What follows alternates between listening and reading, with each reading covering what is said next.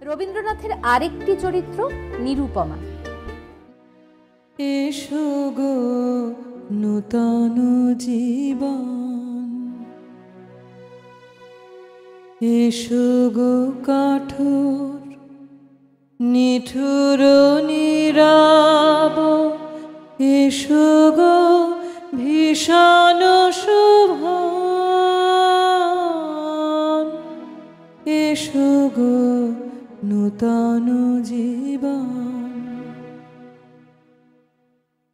এসো অপ্রিয় বিরস তিক্ত, এসো গো অশ্রু সলিল সিক্ত, এসো গো ভূষণ বিহীন রিক্ত,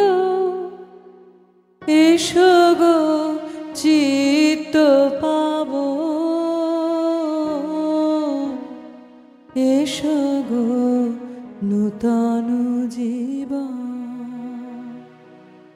যৌতুকের কারণে শেষ পর্যন্ত মৃত্যুবরণ করে দেনা পাওনার এই নারী চরিত্র।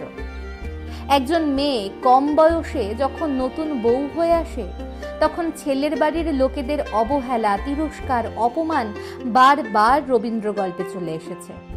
নিরুপমাও একই রকম বলির শিকার।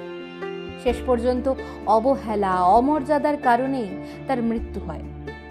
কিন্তু সে নিজের সম্মানটুকু ঠিকই বাঁচিয়ে রেখে মৃত্যুর স্বাদ নেয়।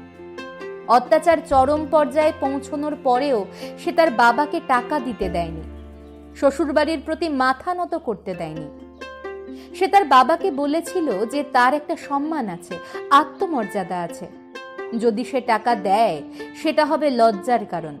নিরুপমা এটাও তার বাবাকে বলে যে সে কোনো টাকার থলে নয়, যেটাকে সম্মানের নজরে দেখা হবে তখনই যখন তার ভেতর টাকা থাকে, আর টাকা না থাকলে সেই থলের কোনো দাম নেই।